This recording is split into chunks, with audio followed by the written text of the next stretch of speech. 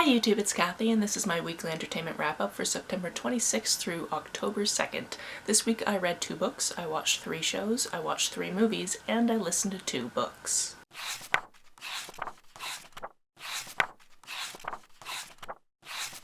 I didn't intentionally set out to post 6 videos on 6 days in a row, yet here we are. In the last week I posted 2 of my travel vlogs. I also posted a video about the books that I got while I was away. I posted a spooky books TBR for October, as well as my September wrap-up, and now this weekly wrap-up. If you understandably happen to miss any of those, they are linked down below. Going forward, I will be posting between 1 and 2 travel vlogs per week until I run out of them, because I've got about half the trip left, and then obviously other videos as they come up. I do in fact have an announcement video coming later this week, so keep your eyes out for that. The first book that I picked up this week is The Gravity of Us by Phil Stamper. I picked this up as a sci-fi adjacent contemporary for Sci-Fi September. This book follows Cal, a budding journalist who has a huge online following, but his parents don't even seem to notice. And he finds out that his dad is very abruptly going to move them to Texas, which is not on the list of his places to personally go, because he's heard it's not exactly inclusive of queer folk, and that's him. In addition, there's a reality show component of his dad's new job, which means that they will not like him filming his own videos,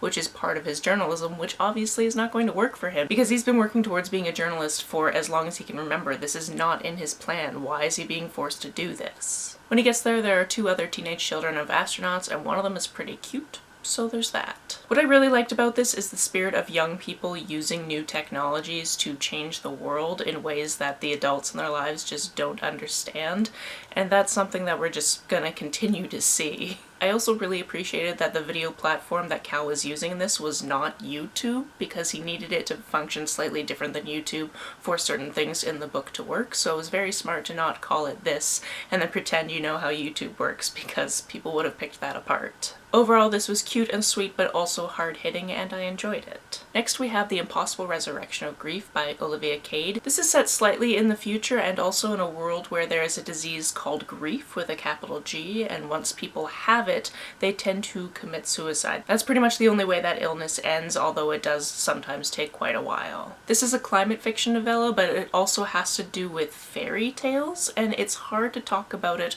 more than that simply because it is so short and I don't want to give anything away. I can say that I very much enjoyed the juxtaposition between new sciences and new technologies and then these old tales that we're all sort of familiar with. This is also one of those things that even though it is very brief, I feel like I could reread it again and pick up on things that I missed the first time. On to the shows I watched this week. I watched the entire series of Harper's Island. It is a 1-season TV show. It had 13 episodes, and oh my goodness, it got gory, it got bloody, a lot of people died. The show is from 2009 and I had never heard of it until quite recently when my friend Eric talked about it on his TBR, and I went, that sounds like something I would watch.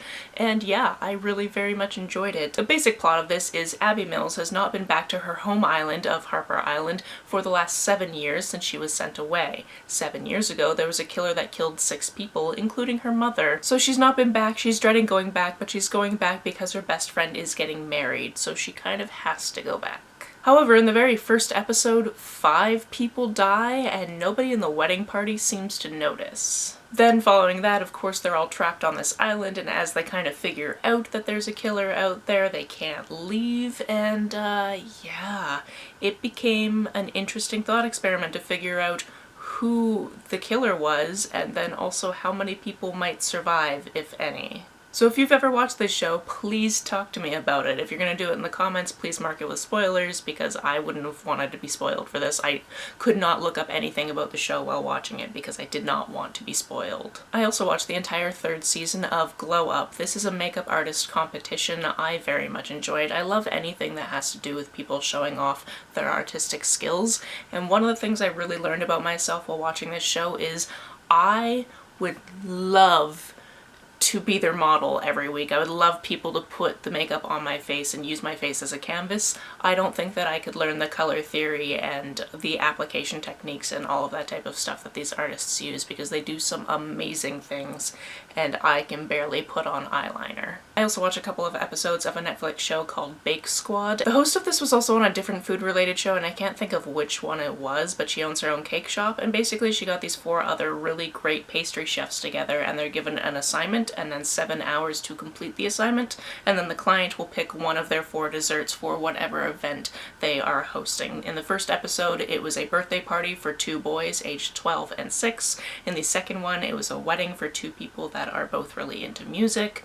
It's a fun time. You get to see some really creative things, and again, I love when people are doing their creative passion and showing it to me in these types of format. On to the movies we watched this week, the first one being Blade Trinity. I must have watched this previously many years ago because I could pick out a couple of things that I was like, this seems familiar, but going into it I basically knew nothing about it, to the point where when it started and there was kind of a voiceover and I was like, that sounds like something Ryan Reynolds would say. They're like, yeah, that was Ryan Reynolds. I was like, oh cool, I didn't know he was gonna be in this movie. And honestly, his character seemed like a character made specifically for him. What can I say? It's a vampire action movie with a sarcastic side character. Of course I was gonna enjoy it. We also watched, for about the millionth time since I originally saw it in theaters in 2004, Shaun of the Dead, because this movie is absolutely brilliant. It is a zombie movie. If you've never seen it before, I highly suggest it. Essentially, Shaun is in a rut with his girlfriend. She wants to do more adventurous things, but they always seem to end up at the local pub every single night, and they decide that they are going to change this. So the next day they're supposed to go on a date without their friends to a nice restaurant, and he mucks up getting a reservation, so they end up breaking up. Feeling pretty sorry for himself, he gets very drunk with his best friend, and the next day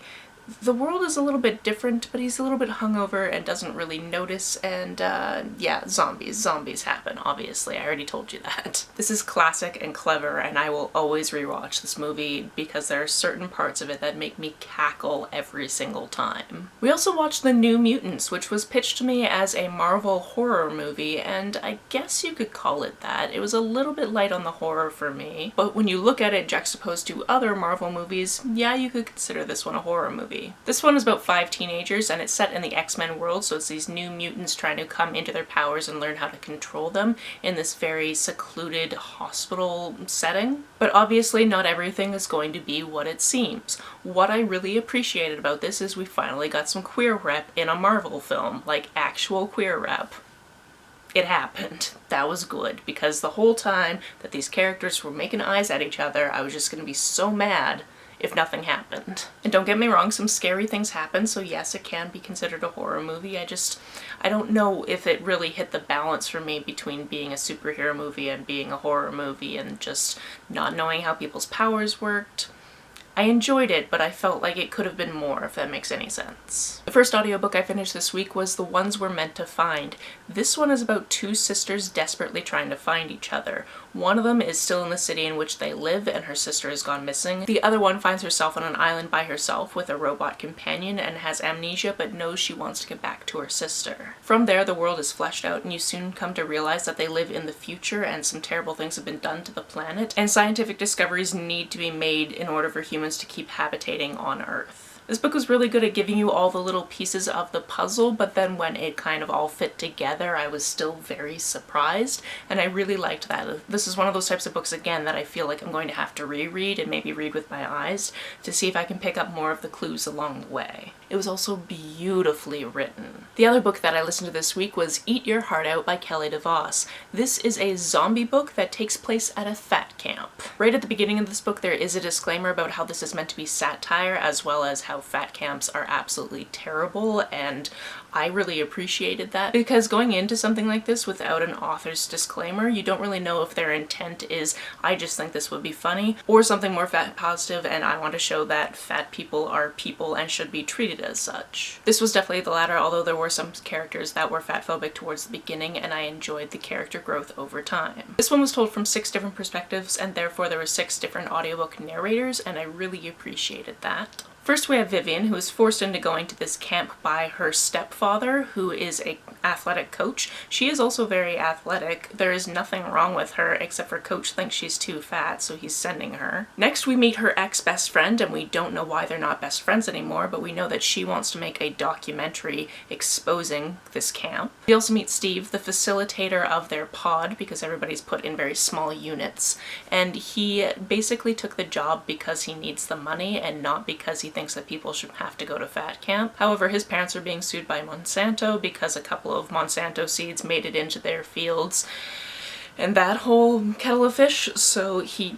basically just needs the job. Then we meet Paul, who is a little bit of an undercover character. His dad is actually the person who is the CEO of this camp, and he's going there kind of undercover to see what the campers really think of the experience. Eventually, once we make it to camp, we also meet Sheldon and Rachel. Each of them also has a secret to do with why they're at camp and that type of thing, and all of these unfold in a very delicious way. I appreciated getting to know these characters. I also very much appreciate any piece of media that understands the trope of its types of media and talks about them. So Allison, for example, which is the one that's a videographer, she's really into horror movies and she kind of knows the tropes of horror movies, so she kind of has everybody pegged as action girl, the basket case, the nerd, the jock with a heart of gold, all of those types of things, and she's trying to figure out who is likely to make it out of this situation.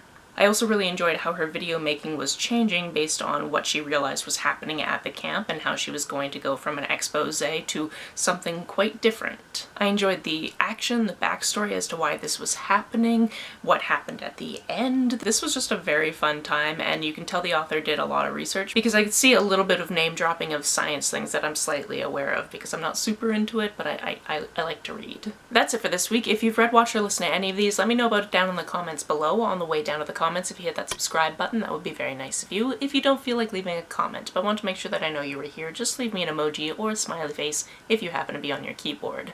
Some people have asked if there's a way to financially support this channel, so I set up a Ko-fi account, which is a digital tipping service. The link for that is down below, as well as a link to my PayPal and my Amazon wishlist in case you would like to buy me a book. You can like and share this as you see fit, and I will see you very soon. Bye!